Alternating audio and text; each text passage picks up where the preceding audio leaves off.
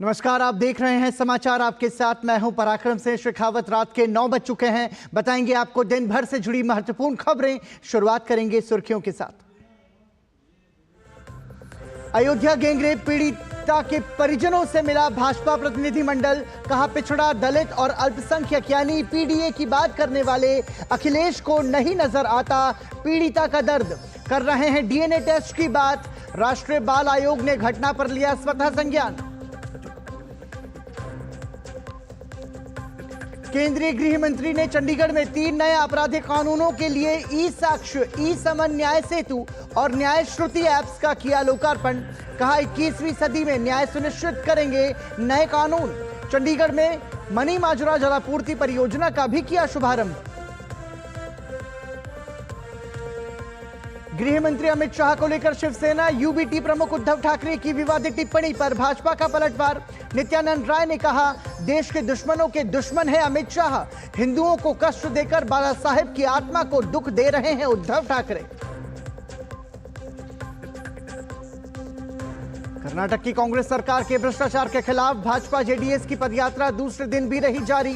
भाजपा ने सिद्धरामैया पर लूटे गए पैसे को गांधी परिवार को देने का लगाया आरोप।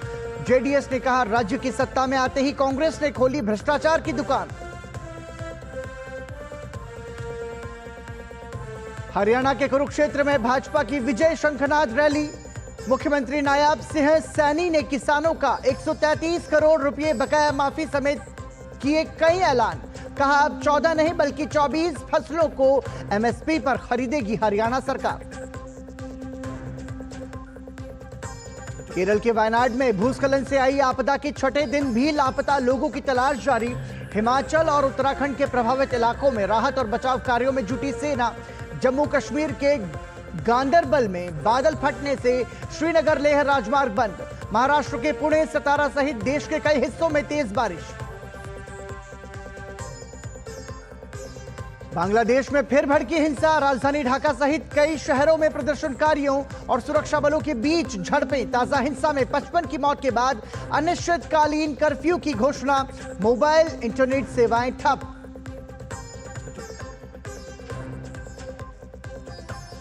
ब्रिटेन के उत्तर पश्चिमी भाग में चाकू से हमले में 3 लड़कियों की हत्या के बाद कई शहरों में हिंसक झड़पें। प्रदर्शनकारियों के साथ झड़पों में कई पुलिसकर्मी भी घायल। पिछले सप्ताह साउथपोर्ट में बच्चों के डांस क्लब में चाकू से हमले में हुई थी बच्चियों की मौत।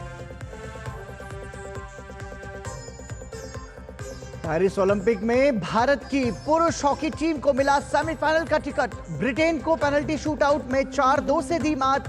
बैडमिंटन में सेमीफाइनल में हार के बाद लक्ष्य सेन कांस्य पदक के लिए मलेशिया के खिलाड़ी से करेंगे मुकाबला।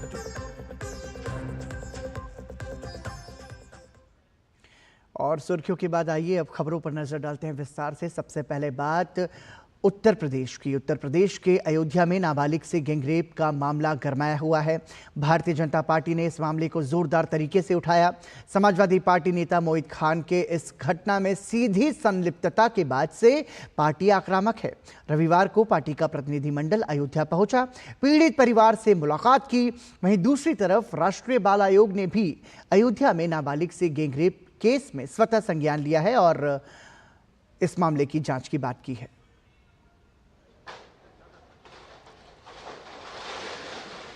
अयोध्या के भदरसा में नाबालिग लड़की के साथ गैंगरेप मामले में योगी सरकार एक्शन में है। इस बीच भाजपा का एक प्रतिनिधिमंडल अयोध्या पहुंचा और पीड़ित परिवार से मुलाकात की। प्रतिनिधिमंडल ने पीड़ित परिवार की आपबीती सुनी और हर संभव सहायता का आश्वासन दिया। भाजपा से राज्यसभा सांसद बाबूराम निषाद के नेतृत्व वाले इस प्रतिनिधिमंडल में उत्तर प्रदेश की योगी सरकार के मंत्री नरेंद्र कश्यप और भाजपा की राज्यसभा सांसद संगीता बलवंत बिंद शामिल थी। अब प्रतिनिधिमंडल अपनी रिपोर्ट केंद्रीय नेतृत्व को देगा। प्रतिनिधिमंडल ने आश्वासन दिया है कि सभी आरोपियों के खिलाफ कड़ी कार्रवाई की जाएगी। तमाम तरीके के साक्ष्य आ चुके हैं, उसकी गिरफ्तारी भी हो चुकी है और ज़्यादातर पूरा समाज कह रहा है कि गलत हुआ है, लेकिन फिर भी आप कह रहे हैं कि डीएनए जांच होनी चाहिए। शर्म करनी चाहिए अखिलेश यादव। समाजवादी पार्टी के नेताओं ने इतनी दुर्दांत घटनाओं की निंदा करने के बजाय नार्को टेस्ट की मांग कर डाली, डीएनए टेस्ट की मांग कर डाली। उनके नेताओं ने कि सारे पक्षों को सुना जाए, जैसे उनकी निगाह में ये अपराध हुआ ही ना हो, कुछ ऐसा संदेश समाजवादी पार्टी के नेता देने की कोशिश कर रहे हैं। ये बड़े शर्म की बात है। जो इनके राष्ट्रीय अध्यक्ष कभी मुलायम सिंह यादव हुआ करते थे, वो खुद कहा करते थे कि लड़के हैं, लड़कों से गलती हो जाती है, और उसी लीग पर अब माननीय अखिलेश यादव चल रहे हैं, जो मानवता के लिए बहुत ही शर्मनाक है। गैंगरेप पीड़ित परिवार से मिलने के लिए रविवार को पूर्व केंद्रीय मंत्री साध्वी निरंजन ज्योति भी पहुंची और परिजनों को मदद का भरोसा दिया।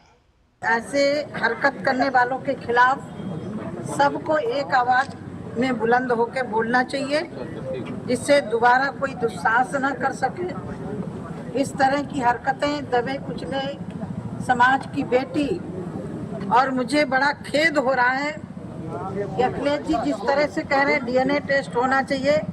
पहली बात तो यदि उनका कार्यकर्ता है, उनकी पार्टी का नेता है, संलिप्त है, तो उसके खिलाफ पहले अखिलेश को कार्रवाई करनी चाहिए।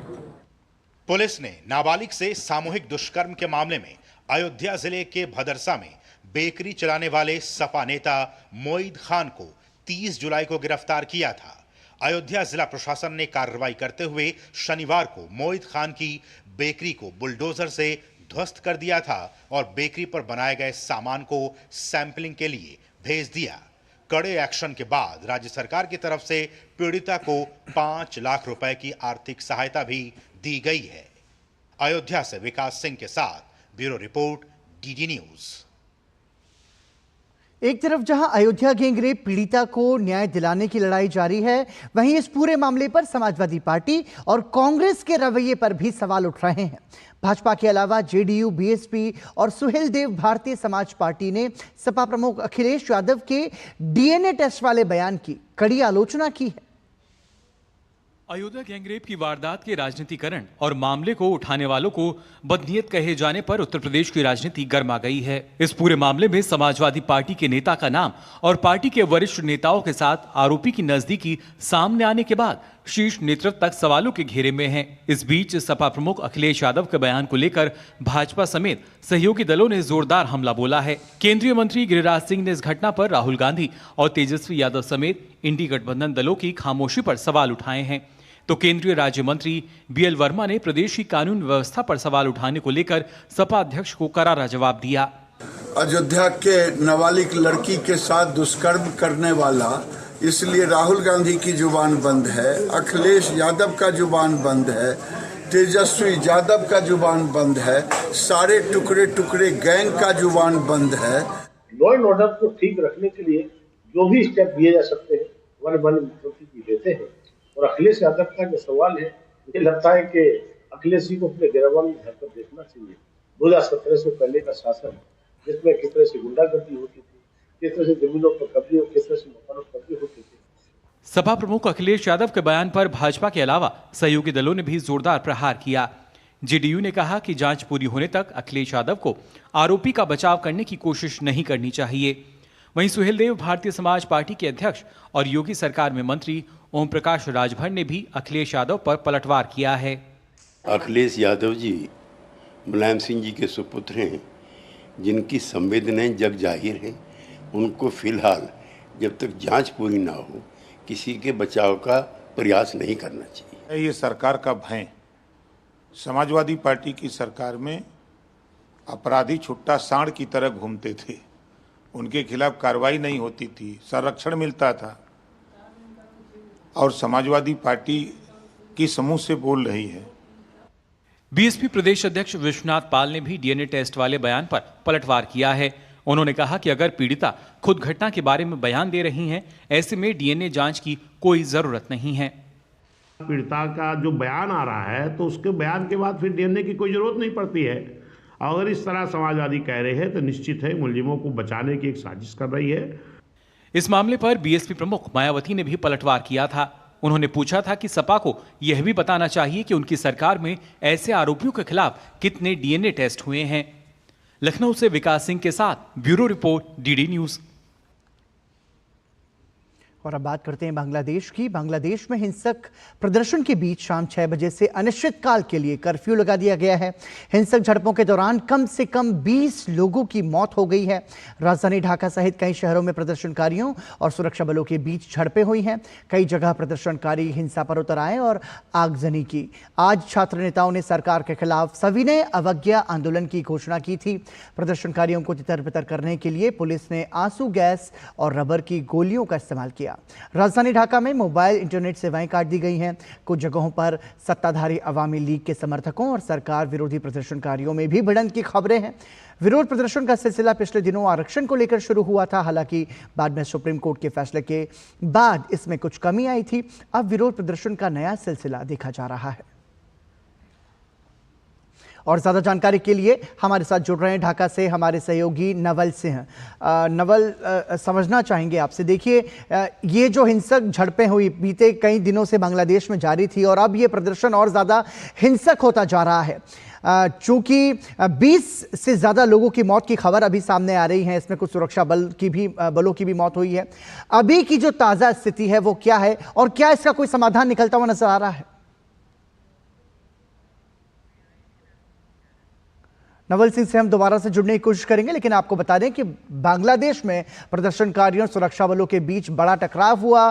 बांग्लादेश में हिंसा और आगजनी की ये बड़ी खबर बांग्लादेश से आ रही है, जिसमें प्रदर्शनकारियों सहित पुलिस कर्मियों की भी, सुरक्षा बलों की भी इसमें मौत हुई है। जो प्रदर्शनकारी हैं वो प्रधानमंत्री शेख हसीना के इस्तीफे की मांग कर रहे हैं। हालांकि इस पूरे मामले में सुप्रीम कोर्ट का फैसला भी आया था। दरअसल पूरा जो मामला है वो वहां पर आरक्षण को लेकर के है। आरक्षण का जो प्रावधान है उस प्रावधान के विरोध में वहां पर नौकरी में आरक्षण को लेकर के जो प्रदर्शनकारी है वो प्रदर्शन कर रहे हैं कि इस व्यवस्था में सुधार की वो मांग बीते कई दिनों से कर रहे हैं।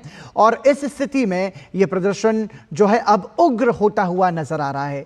हमारे सहयोगी संवाददाता से जुड़ने की कोशिश करेंगे, लेकिन उससे पहले कुछ और महत्वपूर्ण खबरों पर नजर डालेंगे। आगे बढ़ेंगे अब अन्य खबरों के लिए और बात करेंगे। केंद्रीय गृह मंत्री अमित शाह ने रविवार को चंडीगढ़ में 3 नए आपराधिक कानूनों के लिए ई साक्ष्य, ई समन, न्याय सेतु और न्याय श्रुति ऐप्स का लोकार्पण किया। इस दौरान गृह मंत्री अमित शाह ने विपक्ष पर निशाना साधते हुए कहा कि 2029 में भी एनडीए की ही सरकार बनेगी। केंद्रीय गृह मंत्री अमित शाह ने चंडीगढ़ में 3 नए आपराधिक कानूनों के लिए ई साक्ष्य, ई समन, न्याय सेतु और न्याय श्रुति ऐप्स का लोकार्पण किया। उन्होंने नए कानूनों को नागरिक केंद्रित बताया। गृह मंत्री ने कहा कि 21वीं सदी में ये कानून न्याय समयबद्ध तरीके से सुनिश्चित करेंगे कि जितने भी रिफॉर्म हुए हैं, इस सब रिफॉर्म में सबसे बड़ा रिफॉर्म 10 साल के बाद अगर कोई सिद्ध होगा तो 3 आपराधिक कानूनों के क्रियान्वयन का होगा।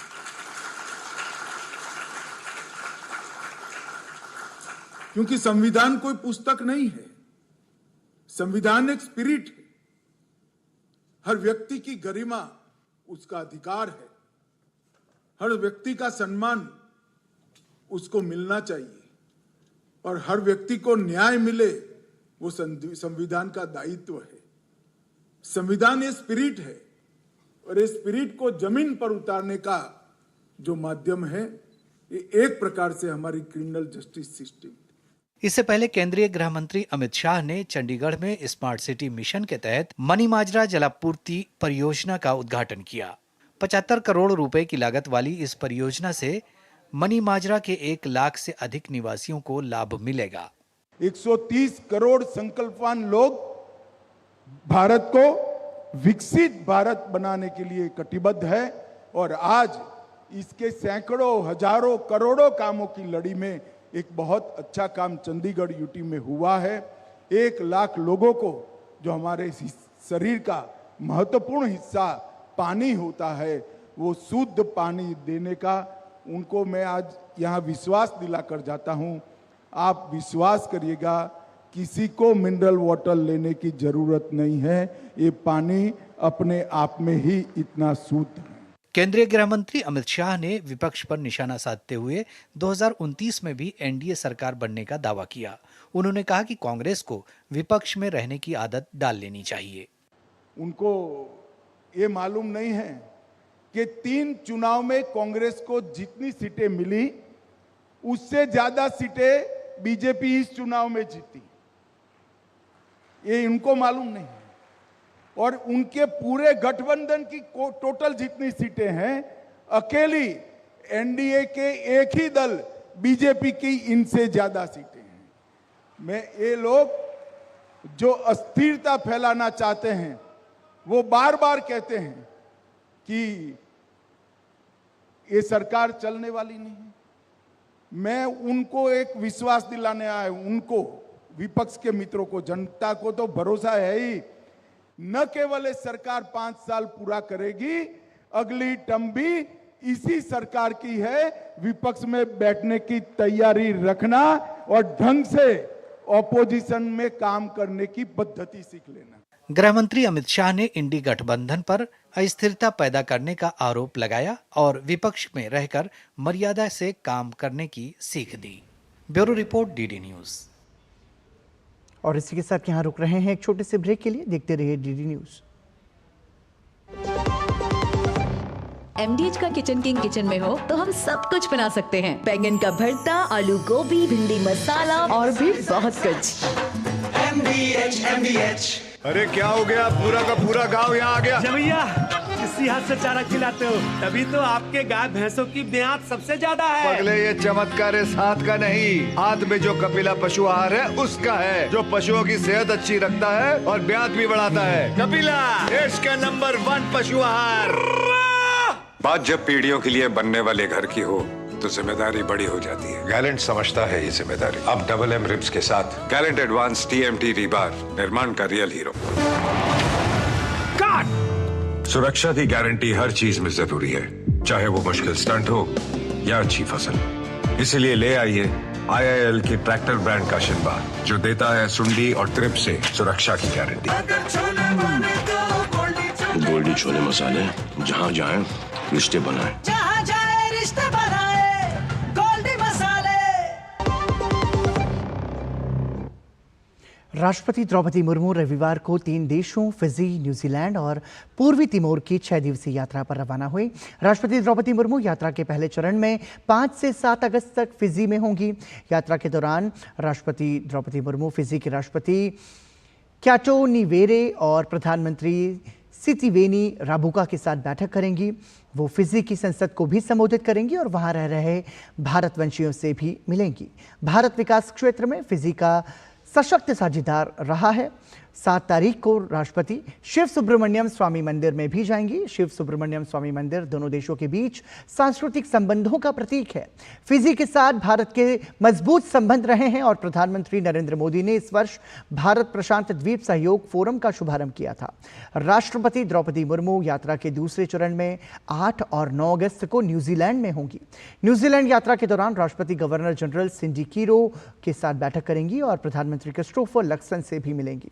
राष्ट्रपति वेलिंगटन में अंतर्राष्ट्रीय शिक्षा सम्मेलन को संबोधित करेंगी और ऑकलैंड में भारतवंशियों से मिलेंगी। न्यूजीलैंड भारत को रक्षा और सुरक्षा क्षेत्र में अपना प्रमुख साझेदार मानता है।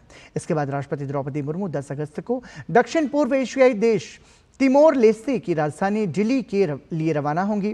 राष्ट्रपति अपने समकक्ष जोसे रामोस होत्रा के साथ द्विपक्षीय बैठक करेंगी। तिमोर लेस्ते के प्रधानमंत्री केराला गुस्माओ भी राष्ट्रपति द्रौपदी मुर्मू से मुलाकात करेंगे। तिमोर लेस्ते को आसियान का सदस्य स्वीकार किया जा चुका है। यह आसियान का 11वां सदस्य होगा। अपनी यात्रा के दौरान राष्ट्रपति द्रौपदी मुर्मू तीनों देशों में भारतीय समुदाय के सदस्यों को भी संबोधित करेंगी। प्रधानमंत्री नरेंद्र मोदी के एक्ट ईस्ट नीति पर बल देने के बाद से दक्षिण पूर्व एशिया और प्रशांत क्षेत्र पर भारत का विशेष ध्यान रहा है। ये तीनों देश एक्ट ईस्ट नीति के तहत आते हैं।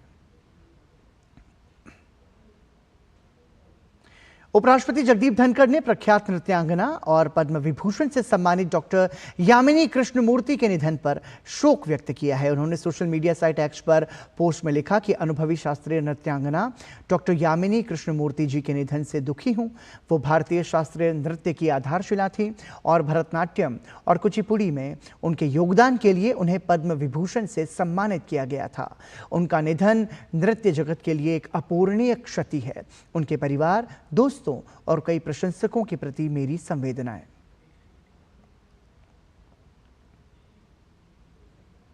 और यहाँ रुक रहे हैं एक और ब्रेक के लिए। देखते रहिए डीडी न्यूज। बढ़िया है, प्राकृतिक हल्दी, मिर्ची, धनिया। नहीं, मिर्ची, धनिया, हल्दी, MDH। मसाले सच MDH। सर, आपका KYC अपडेट करना है, नहीं तो अकाउंट और ATM कार्ड ब्लॉक हो जाएगा। सावधान, सावधान। 2.5 करोड़ का इनाम मुझे। देखिए, अनजाने कॉल्स, फर्जी ईमेल्स, लिंक्स और जाली ऐप से अपना पिन, OTP, पासवर्ड कभी भी किसी के साथ शेयर न करें। आप रहेंगे सावधान तो नहीं होगा नुकसान। RBI कहता है, जानकार बनिए, सतर्क रहिए। बात जब पीढ़ियों के लिए बनने वाले घर की हो तो जिम्मेदारी बड़ी हो जाती है। गैलेंट समझता है ये जिम्मेदारी। अब MM रिब्स के साथ गैलेंट एडवांस TMT रीबार, निर्माण का रियल हीरो। वो मिस्टर विकास की फाइल आप पॉलिसी बाजार। मैम, आपका हेल्थ इंश्योरेंस क्लेम अप्रूव हो गया है, अब आप सर को घर ले जा सकती हैं। क्लेम के टाइम पे हमेशा आपकी हेल्प को तैयार। पॉलिसी बाजार, 1 करोड़ का हेल्थ इंश्योरेंस सिर्फ 390 रुपए महीने से शुरू। गोल्डी छोले मसाले, जहाँ जाए रिश्ते बनाए। जहाँ जाए रिश्ते बनाए, गोल्डी मसाले। ब्रेक के बाद एक बार फिर आपका स्वागत। आप देख रहे हैं डीडी न्यूज। पंडित जयतीर्थ मेवुंडी किराना घराने के प्रमुख गायकों में से एक हैं। हुबली में जन्मे उनकी प्रारंभिक शिक्षा घर पर ही शुरू हुई, जहां उन्होंने अनौपचारिक रूप से भजन और अन्य भक्ति संगीत गाया। उस दौरान वो रेडियो पर गाने सुनते थे, रागों की पहचान करते थे और सामान्य रूप से संगीत की सराहना करते थे, और इसलिए उनका रेडियो से ये अटूट रिश्ता आज भी कायम है। आकाशवाणी परिसर में आकाशवाणी संगीत समारोह के दौरान उनसे खास बातचीत की हमारी सहयोगी शहला निगार ने।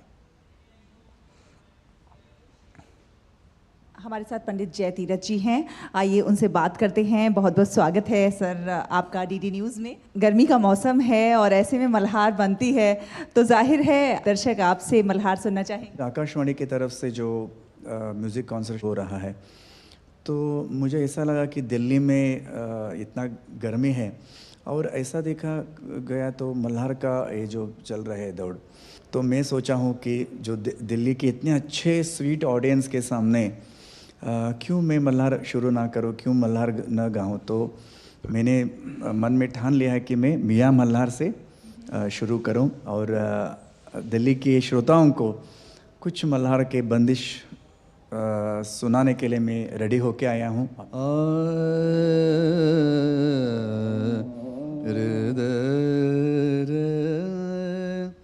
आई बदरिया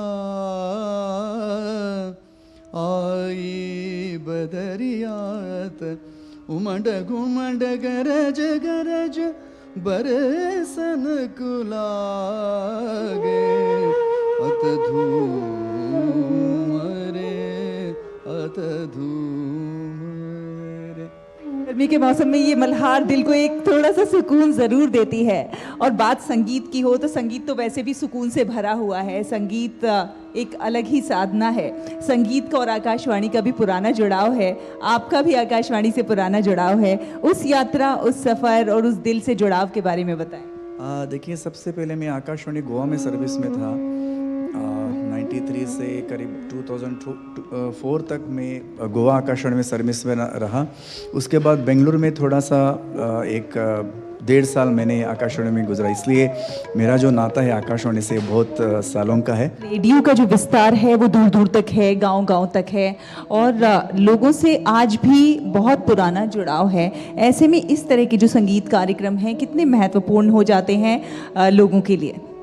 देखिए, चाहे जितने भी आजकल जो मीडिया है, लेकिन आकाशवाणी ही है, क्योंकि आकाशवाणी एक ऐसा माध्यम है कि जो कितने सालों से अपना कार्य करते आ रहे हैं, चाहे कौन सा भी हो, म्यूज़िक हो, चाहे बच्चों का हो, चाहे महिलाओं का हो, चाहे कृषि प्रधान हो। क्योंकि मैं जब छोटा था, मैं हूँ कर्नाटक से, धारवाड़ से, तो धारवाड़ आकाशवाणी में भी है, तो हम बचपन में आकाशवाणी से ही बड़े हुए, सुन सुन के, चाहे वो क्लासिकल हो, कौन सा भी गीत हो, कृषि के भी हो, कौन सा भी जो प्रोग्राम है, तो आकाशवाणी का बहुत बहुत बड़ा योगदान रहा है। आकाशवाणी और उसके बाद दूरदर्शन भी। तो ये दोनों जो पुराने माध्यम हैं तो लोग बहुत जुड़े हैं, अभी भी जुड़े हैं। ऐसा नहीं है कि अभी भी जितने भी मुझे पता है गांव-गांव में अभी भी आकाशवाणी में चलते हैं, सुनने वाले चाहने वाले लोग अभी भी हैं, आगे भी रहेंगे। बहुत बहुत धन्यवाद डीडी न्यूज़ से बात करने के लिए। Thank you. नई दिल्ली के आकाशवाणी परिसर में आकाशवाणी संगीत समारोह का आयोजन हुआ। 2 दिन के समारोह का आयोजन आकाशवाणी के रंग भवन में किया गया। पंडित राजेंद्र प्रसन्ना, पंडित जयतीर्थ मेवुंदी की मनमोहक प्रस्तुतियों ने सबका दिल जीत लिया।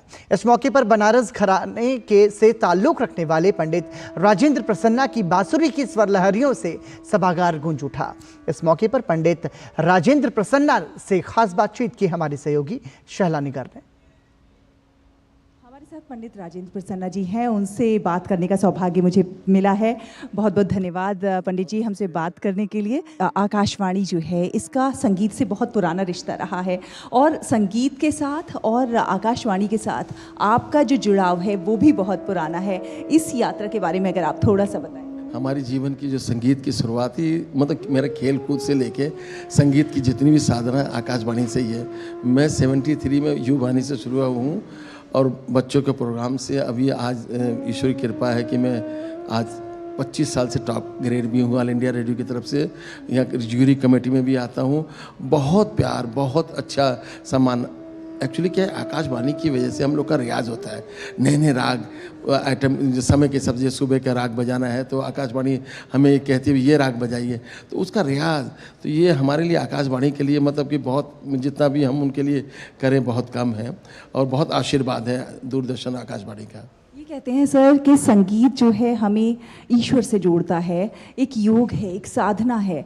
तो आज के दौर में जब बहुत सारे लोग बहुत टेंशन में भी जीते हैं, संगीत किस तरह से उनके जीवन में नया बदलाव ला सकता है? देखिए, संगीत तो एक ईश्वर की देन है और इबादत वाली चीज़ है। जैसे कि हम लोग कहते हैं, हमारी बहुत सारे जो कलाकार हैं हमें मेडिटेशन की ज़रूरत नहीं है क्योंकि हम जो रियाज़ करते हैं उसी में मेडिटेशन है। इसीलिए संगीत के थ्रू ही मेडिटेशन, इबादत सारा कुछ होता है। तो हमारे जीवन में तो कहना चाहिए जब ये संगीत आया, क्योंकि हम लोग घरानेदार हैं। हमारी जो बांसुरी की घराना है जो बनारस से है, मेरे पिता पंडित रघुनाथ प्रसन्ना, मेरे चाचा पंडित भोलानाथ जी, ये सारे लोग ने बांसुरी को पूरी दुनिया पर, हमारे घर के ही शिष्य हैं पंडित हरिप्रसाद चौरसिया। तो बांसुरी तो पूरी दुनिया में हमारे घर से बज रही ईश्वर की कृपा से। तो हम लोग का ये होता है कि, और दूरदर्शन रेडियो हम लोग के साथ है तो बहुत अच्छा, बहुत आनंद की बात है। क्योंकि कहीं ना कहीं रेडियो और दूरदर्शन जनता तक पहुंचने का माध्यम होता है और इसके जरिए संगीत जनता तक पहुंचता है। शहरों में तो बहुत सारे चैनल हैं, लेकिन दूरदर्शन और रेडियो तो मैं कहता हूँ छोटे छोटे गाँव में लोग अभी भी उसी आनंद से सुनते जो आज से 50-60 साल पहले सुनते थे। तो रेडियो तो कभी ख़त्म हो नहीं सकता। अभी तो इनके बहुत सारे FM से लेके बहुत सारे चैनल बने हैं और बहुत आनंद आता है सुन के। और बहुत अच्छे अच्छे कलाकार, अभी जितने भी बड़े कलाकार हैं आकाशवाणी से बने हैं। जैसे उस्ताद बिस्मिल्लाह खां साहब हो या पंडित रविशंकर जी हैं या कोई भी कलाकार हो, सभी आकाशवाणी या दूरदर्शन से ही बने हैं। तो हम लोग तो उनके सामने बहुत छोटे हैं। बहुत बहुत धन्यवाद सर डीडी न्यूज़ से बात करने के लिए। आकाशवाणी संगीत समारोह के आखिरी दिन पद्म भूषण विश्वमोहन भट्ट और सलील भट्ट की मोहन वीणा सात्विक वीणा वादन की जुगलबंदी ने सभा में सुरीले रंग बिखेरे, तो साथ ही पंडित अभिषेक मिश्रा के तबला वादन का भी लुत्फ दर्शकों ने उठाया। और वहीं आकाशवाणी संगीत समारोह के आयोजन पर आकाशवाणी की महानिदेशक मौसमी चक्रवर्ती ने बताया कि इस समारोह के आयोजन का ये 70वां वर्ष है और इस बार आकाशवाणी और दूरदर्शन ने मिलकर इस समारोह को आम जनता तक पहुंचाने की कोशिश की। हमने इस बार सोचा है कि प्राइम मिनिस्टर का भी बहुत प्रोत्साहन है, इनका ये आकाशवाणी फेवरेट मीडिया चैनल भी रहा है और classical Indian classical art, culture, सब म्यूज़िक सबको वो बहुत प्रोत्साहन देते हैं। तो 100 डेज़ का उन्होंने जब कॉल दिया था, हमने सोचा था कि आकाशवाणी ये रिवाइव करे और हमारे सारे ग्रेडेड आर्टिस्ट हैं जो कि इंटरनेशनल रिनाउन के हैं, तो उनकी परफॉर्मेंस हम लोगों तक लाए।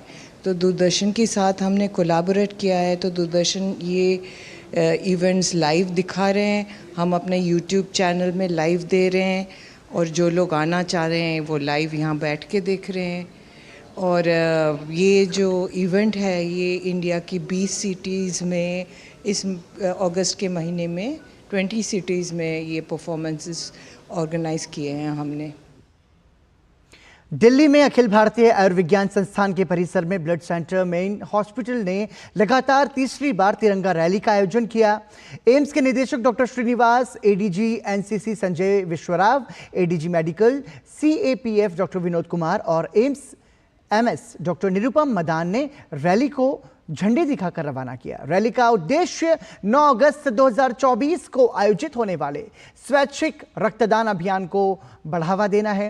रैली में AIIMS, NCC, NDRF, ITBP, NSG, SSB, RSC, आरएके college of nursing और बीएसएफ के 1000 से अधिक लोगों ने भाग लिया।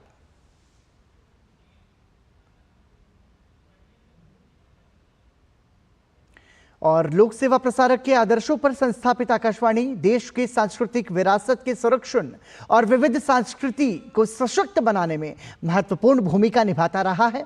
2 दिवसीय इस कंसर्ट में पंडित विश्वमोहन भट्ट सहित देश के जाने माने संगीतज्ञ ने अपनी प्रस्तुतियों से दर्शकों का दिल जीत लिया। इस मौके पर वॉयलिनिस्ट और आकाशवाणी में प्रोग्राम निदेशक संतोष नाहर से खास बातचीत की हमारे सहयोगी शहला निगर ने। हमारे साथ संतोष नाहर जी हैं जो कि मशहूर वायलिनिस्ट भी हैं और साथ ही साथ यहाँ पर निदेशक प्रोग्राम भी हैं। संगीत को बढ़ावा देने में आकाशवाणी की महत्वपूर्ण भूमिका है। 1954 से आकाशवाणी संगीत सम्मेलन, जो पहले रेडियो संगीत सम्मेलन के नाम से जाना जाता था, वो बाद में आकाशवाणी संगीत सम्मेलन के नाम से हुआ और वो 1954 से लेकर 2019 तक कंटिन्यू चला लगातार। और उस कार्यक्रम में केवल उत्तर भारतीय शास्त्रीय संगीत नहीं, हमारा जो दक्षिण भारतीय शास्त्रीय संगीत है, कर्नाटक संगीत जिसे कहते हैं, उसकी भी बराबर की भागीदारी रही। कोई भी कलाकार नहीं है जो इस संगीत सम्मेलन में जिन्होंने भाग नहीं लिया और आकाशवाणी के आमंत्रण पर जरूर पधारे। ये परंपरा। और एक बार फिर आपको बता दें, बांग्लादेश में हिंसक प्रदर्शन के बीच शाम 6 बजे से अनिश्चितकाल के लिए कर्फ्यू लगा दिया गया है। हिंसक झड़पों के दौरान 55 लोगों की मौत हो चुकी है। इनमें 13 सुरक्षाकर्मी भी शामिल हैं। राजधानी ढाका सहित कई शहरों में प्रदर्शनकारियों और सुरक्षा बलों के बीच झड़पें हुई। कई जगहों पर प्रदर्शनकारी हिंसा पर उतर आए और आगजनी की। आज छात्र नेताओं ने सरकार के खिलाफ सविनय अवज्ञा आंदोलन की घोषणा की। प्रदर्शनकारियों को तितर-बितर करने के लिए पुलिस ने आंसू गैस और रबर की गोलियों का इस्तेमाल किया। राजधानी ढाका में मोबाइल इंटरनेट सेवाएं काट दी गई हैं। कुछ जगहों पर सत्ताधारी अवामी लीग के समर्थकों और सरकार विरोधी प्रदर्शनकारियों में भी भिड़ंत की खबरें हैं। विरोध प्रदर्शन का सिलसिला पिछले दिनों आरक्षण को लेकर शुरू हुआ था। हालांकि बाद में सुप्रीम कोर्ट के फैसले के बाद इसमें कुछ कमी आई थी। अब विरोध प्रदर्शन का नया सिलसिला देखा जा रहा है। ज्यादा जानकारी के लिए हमारे साथ जुड़ रहे हैं ढाका से हमारे सहयोगी नवल सिंह परमार। बहुत बहुत स्वागत नवल सिंह आपका। और सीधे तौर पर समझना चाहेंगे नवल सिंह जी कि जब ये पूरी स्थिति हमने देखा, जो प्रदर्शन था वो बीते लंबे समय से जारी है, लेकिन अब ये और ज्यादा उग्र हो गया है। जब सुप्रीम कोर्ट इस पर एक फैसला सुना चुका था, उसके बाद कुछ कमी भी आई थी विरोध प्रदर्शन में, तो फिर क्या आखिर मांगे हैं और इसकी बड़ी वजह क्या है? एक्चुअली जो प्रदर्शन शुरू हुआ था वो तो जुलाई मंथ के 1 जुलाई से स्टार्ट हुआ था, लेकिन जो उसको मोमेंटम मिला 16 जुलाई से, 16 जुलाई के बाद उसको मोमेंटम मिला और उसी दौरान 6 स्टूडेंट की हत्या हो गई थी। पुलिस फायरिंग या जो भी कुछ वजह रही होगी उसमें भिड़ंत के दौरान जी। उसके बाद जो है प्रोटेस्टर, स्टूडेंट प्रोटेस्टर, उनका डिमांड जस्टिस का था, साथ साथ कोटा रिफॉर्म्स और रिजर्वेशन में रिफॉर्म्स के साथ साथ जस्टिस का भी था। लेकिन 18th और 19th को जो बड़े पैमाने पे पूरे बांग्लादेश में ढाका समेत जो हिंसा हुई उसमें काफी लोगों की जान गई और उसके बाद जो है 18th को बांग्लादेश सरकार ने कर्फ्यू लगाया, आर्मी डिप्लॉय किया और इंटरनेट सेवाएं बंद की।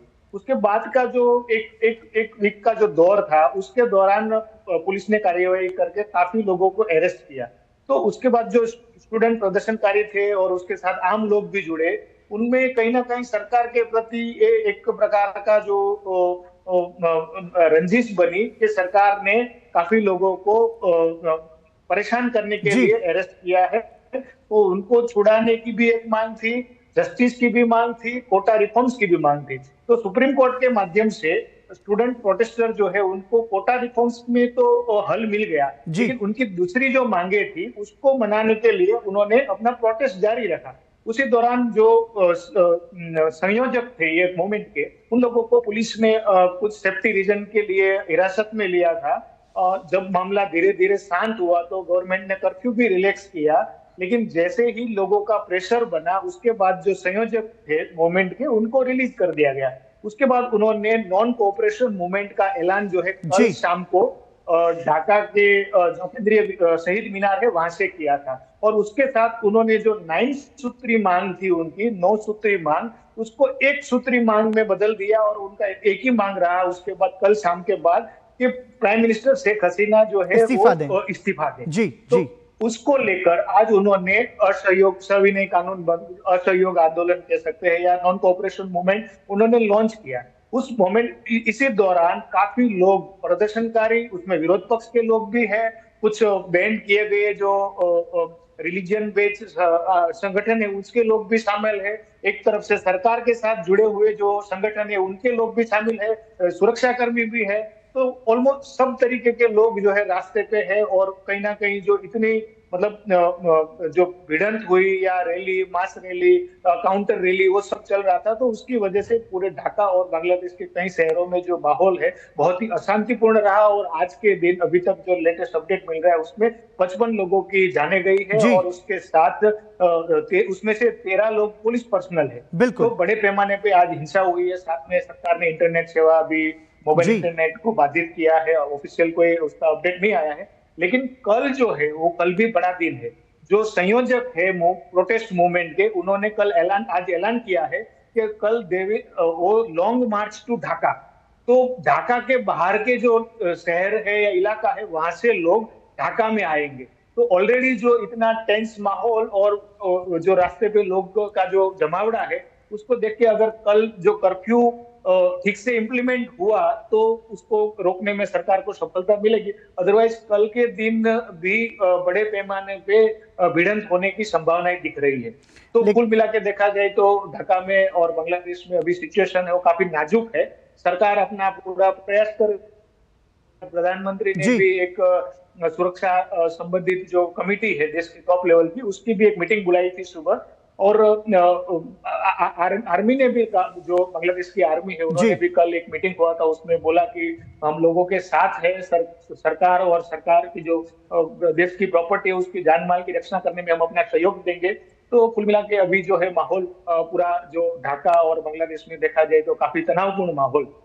लेकिन नवल सिंह जी, इस पूरे मामले पर जब बात प्रधानमंत्री शेख हसीना के इस्तीफे की हो रही है तो प्रधानमंत्री शेख हसीना की तरफ से कोई प्रतिक्रिया आई है क्या? और जैसे कि सविनय अवज्ञा आंदोलन का जो जिक्र यहाँ पर हो रहा है, एहतियात के तौर पर मोबाइल इंटरनेट सेवाएं भी वहाँ पर बंद कर दी गई हैं, तो ऐसे में प्रधानमंत्री की तरफ से क्या कोई रिएक्शन? आज जो सुरक्षा संबंधित नेशनल कमेटी थी उसकी मीटिंग हुई थी, उसके बाद जो ऑफिशियल यहाँ का जो प्रेस एजेंसी है गवर्नमेंट का, उसके माध्यम से उनके प्राइवेट सेक्रेटरी जो है प्रधानमंत्री के, उन्होंने प्रधानमंत्री का हवाला देते हुए बात कही है कि अभी तक जो प्रोटेस्ट कर रहे थे वो कहीं ना कहीं स्टूडेंट थे, उनकी मांगे थी और वो सरकार में मान ली गई है। लेकिन अभी जो लोग रास्ते पे है दे आर नॉट स्टूडेंट, वो लोग विद्यार्थी नहीं है, वो अभी जो है उग्रवादी काइंड ऑफ जो है पर्सन है, ऐसा उन्होंने उसके लिए शब्द यूज किया है। तो वो कड़े कदम उठाने की उन्होंने आज जो है उनके पर्सनल सेक्रेटरी। नवल सिंह जी, बहुत संक्षेप में मैं आपसे जानना चाहूंगा कि जो भारतीय लोग वहां पर रह रहे हैं, भारत सरकार ने तो एहतियातन वहां पर जो छात्र थे उनको सुरक्षित भारत वापस बुला लिया है, लेकिन फिर भी जो लोग नौकरियां कर रहे हैं, जो भारतीय समुदाय के लोग हैं, उनको लेकर के किस तरीके की व्यवस्था वहां पर की गई है भारत सरकार की तरफ से?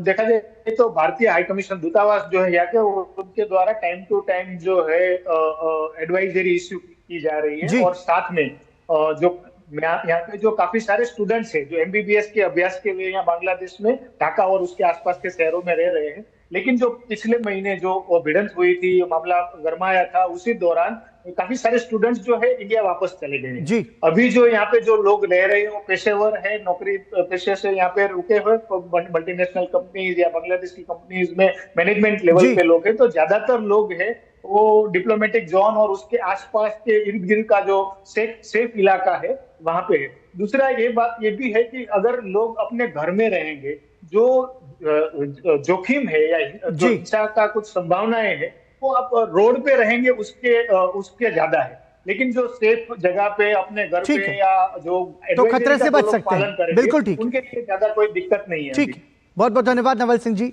इस पूरी जानकारी को हमारे साथ साझा करने के लिए। ढाका से हमारे सहयोगी नवल सिंह परमार जो कि पूरी जानकारी हमें दे रहे थे। बढ़ेंगे कुछ और खबरों की ओर और अब बात करते हैं हरियाणा की। हरियाणा सरकार ने किसानों के लिए बड़ी घोषणा की है। मुख्यमंत्री नायब सिंह सैनी ने ऐलान किया कि आज से हरियाणा सरकार किसानों की प्रत्येक फसल को MSP पर खरीदेगी। ये भी बताते हुए बड़ी खुशी हो रही है कि पिछले 10 वर्षों में हमारी सरकार ने किसानों की 14 अन्य फसलें भी MSP पर खरीदने का काम किया था और आज 9 फसलें और बकाया हैं। हरियाणा प्रदेश की जितनी भी फसलें हैं सारी की सारी MSP पर खरीदने का काम ये हमारी सरकार करेगी। आज मैं इसकी घोषणा करता हूं। केरल के वायनाड जिले में भूस्खलन प्रभावित क्षेत्रों चूरलमाला और मुंडक्कई में सेना का राहत और बचाव के काम का 6ठा दिन था आज, जो कि पूरी मुस्तैदी से जारी रहा। अभी भी मलबे में कई लोगों के फंसे होने की आशंका है। इस बीच सरकार ने लोगों से डार्क टूरिज्म से बचने की अपील की है।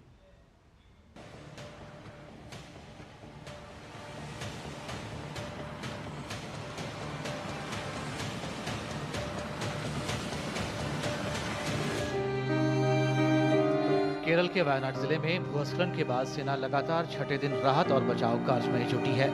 शनिवार को 4 शव बरामद किए गए, जिनमें से 3 शव नीलांबर में चलियार नदी से निकाले गए। इस नदी से 13 शक्त विक्षत अंग भी बरामद किए गए। आधिकारिक आंकड़ों के अनुसार मरने वालों की संख्या 219 से अधिक हो गई है। चलियार नदी में तलाशी का काम अंतिम चरण में है। इसके अलावा 2 जगहों पर नदी में तलाशी जारी है। तबाही के मलबे में 206 लोग अब भी लापता हैं। 1400 से ज्यादा राहत और बचाव कर्मी दिन रात काम कर रहे हैं। पूरे इलाके को 6 जोन में बांटकर काम किया जा रहा है।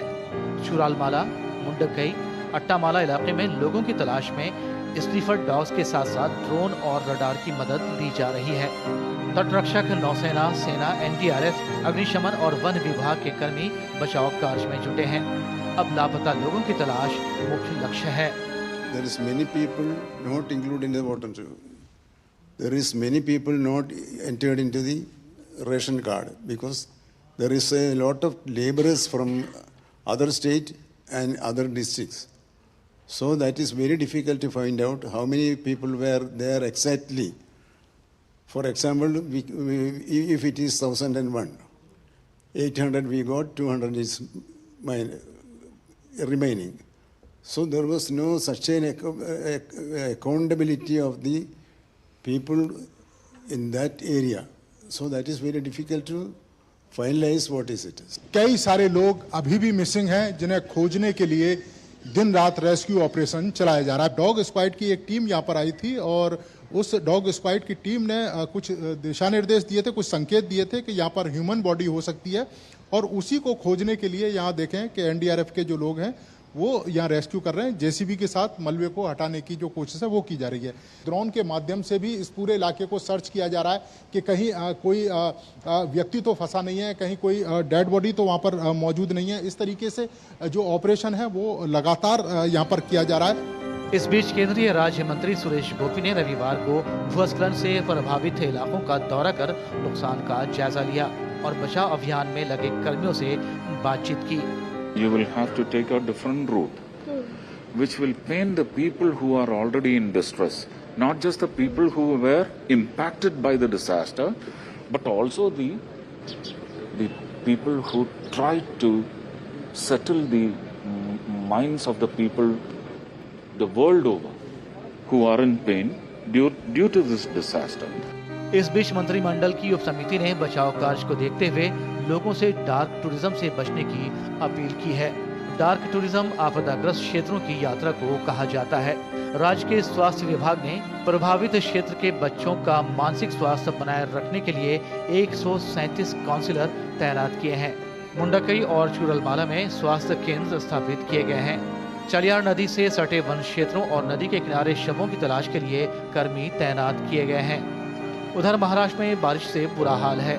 मौसम विभाग ने महाराष्ट्र के पालघर, सतारा और पुणे जिलों के लिए रेड अलर्ट जारी किया है। वहीं रायगढ़, सिंधुदुर्ग, मुंबई, ठाणे और नासिक के लिए ऑरेंज अलर्ट जारी किया गया है। पालघर में भारी से बहुत भारी बारिश होने की आशंका है। लगातार बारिश और पुणे जिले में रेड अलर्ट के कारण एनडीआरएफ की 2 टीमों को बालेवाड़ी, पुणे और चिंचवड़ में सक्रिय रूप से तैनात किया गया है।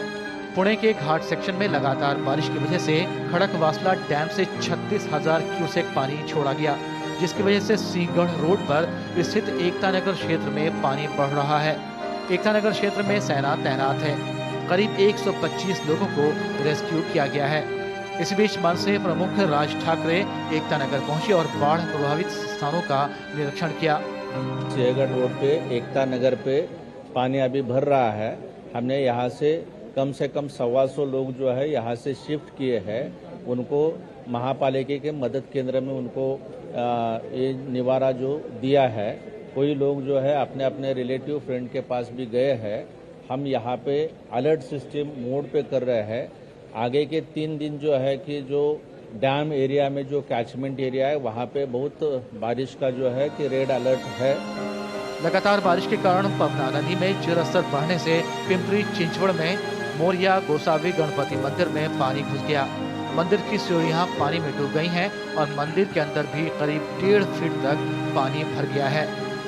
केरल से नीरज सिंह और महाराष्ट्र से योगेश शीतल की रिपोर्ट, डीडी न्यूज। और अब बात करते हैं असम की सरकारी नौकरियों और लव जिहाद को लेकर। असम सरकार नए कानून लाने वाली है। मुख्यमंत्री हिमंता बिस्वा शर्मा ने इस बारे में जानकारी दी। उन्होंने बताया कि जल्द ही सरकार अधिवास नीति लाने वाली है। इस नीति के तहत असम की सरकारी नौकरियां यहां पैदा हुए लोगों के लिए ही आरक्षित होंगी। लव जिहाद को लेकर भी असम सरकार नया कानून बनाने जा रही है, जिसके अनुसार लव जिहाद के मामलों में आजीवन कारावास की सजा का प्रावधान किया जाएगा।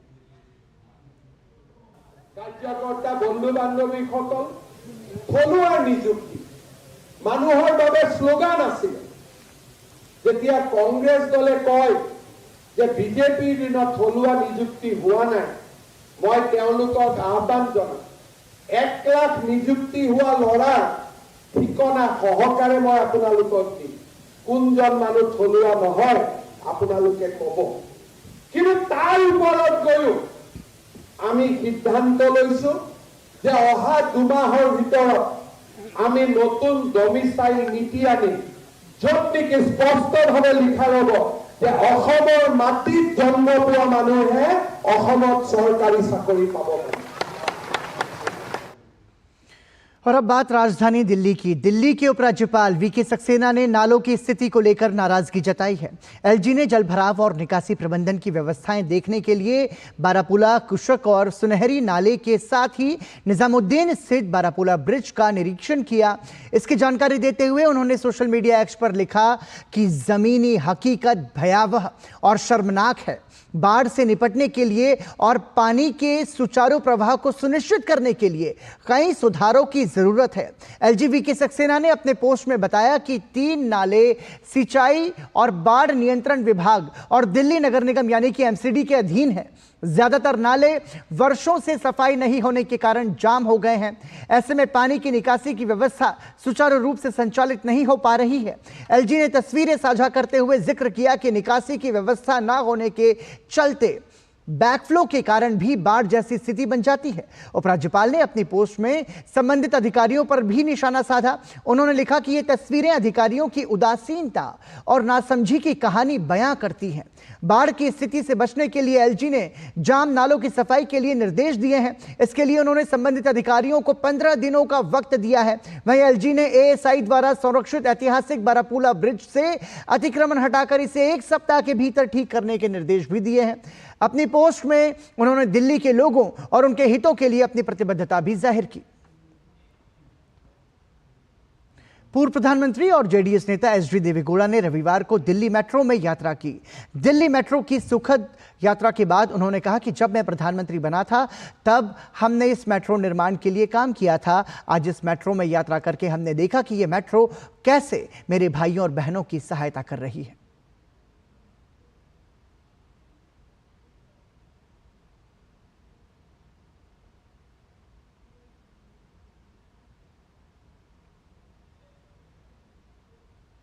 I have traveled with you.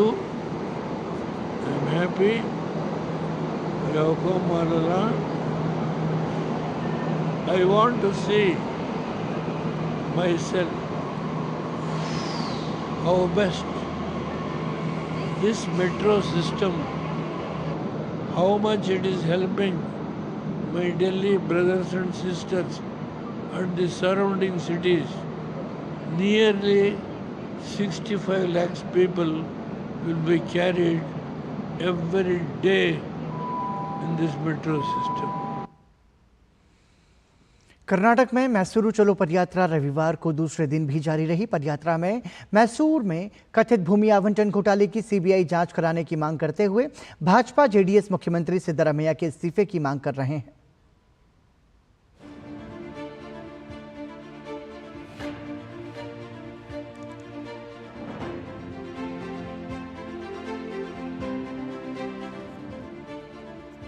Karnataka की कांग्रेस सरकार के भ्रष्टाचार के खिलाफ भाजपा जेडीएस की मैसूरू चलो पदयात्रा दूसरे दिन भी जारी रही। दूसरे दिन पदयात्रा बिदादी बस स्टैंड से शुरू हुई। इस अवसर पर भाजपा प्रदेश अध्यक्ष एवं विधायक बीवाई विजेंद्र, जेडीएस प्रदेश अध्यक्ष और केंद्रीय मंत्री एचडी कुमारस्वामी, विपक्ष के नेता आर अशोक और अन्य पार्टी कार्यकर्ता मौजूद रहे। पदयात्रा के दौरान भाजपा और जदयू के झंडे और तख्तियां लिए बड़ी संख्या में पार्टी कार्यकर्ताओं और नेताओं ने सिद्धरामैया और उनके नेतृत्व वाली कांग्रेस सरकार के खिलाफ नारे लगाए। बीजेपी मैसूरू शहरी विकास प्राधिकरण द्वारा भूखंडों के कथित धोखाधड़ी वाले आवंटन का विरोध कर रही है। बीजेपी का दावा है कि कांग्रेस सरकार सत्ता में आने के बाद से ही भ्रष्ट गतिविधियों में लिप्त रही है और सार्वजनिक धन का दुरुपयोग कर रही है। We want Siddaramaiah to resign because he is directly involved in both the scams. In Valmiki Nigama scam, money has been transferred to an extent of 187 crore rupees to individual accounts. He has agreed that 89 crore rupees has been transferred. पदयात्रा में मैसूरू में कथित भूमि आवंटन घोटाले की CBI जांच कराने की मांग करते हुए मुख्यमंत्री सिद्धरामैया के इस्तीफे की मांग कर रहे हैं। भाजपा का आरोप है कि प्राधिकरण ने मुख्यमंत्री सिद्धरामैया की पत्नी को लाभ पहुंचाने के लिए मैसूरू में भूमि अधिसूचना को रद्द कर दिया था और मुआवजे के रूप में उनकी संपत्ति से कहीं अधिक मूल्य का भूखंड दिया था। इस पदयात्रा में विधानसभा और विधान परिषद के सदस्यों के साथ ही राज्य के सभी जिलों के नेता और पदाधिकारी शामिल हो रहे हैं। पदयात्रा का समापन समारोह 10 अगस्त को मैसूरू में होगा। Bureau report, DD news. और आइए अब नजर डालते हैं पेरिस ओलंपिक से जुड़ी हुई खबरों पर।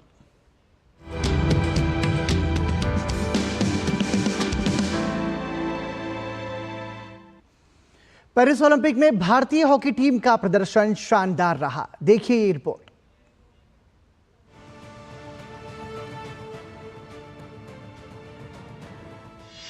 भारतीय हॉकी टीम लगातार दूसरी बार ओलंपिक के सेमीफाइनल में। भारत ने ब्रिटेन के खिलाफ दर्ज की बड़ी जीत। भारत की जीत के हीरो बने गोलकीपर श्रीजेश। भारत ने पेनल्टी शूटआउट में ब्रिटेन को 4-2 से हराया। 8 बार की ओलंपिक चैंपियन भारतीय हॉकी टीम खेल महाकुंभ में एक बार फिर अपने पुराने रुतबे की ओर दिख रही है। रविवार को खेले गए क्वार्टर फाइनल मुकाबले में टीम इंडिया न केवल एकजुट दिखी बल्कि जीत को कैसे अपना बनाया जाता है इस फॉर्मूले पर भी खरी उतरी।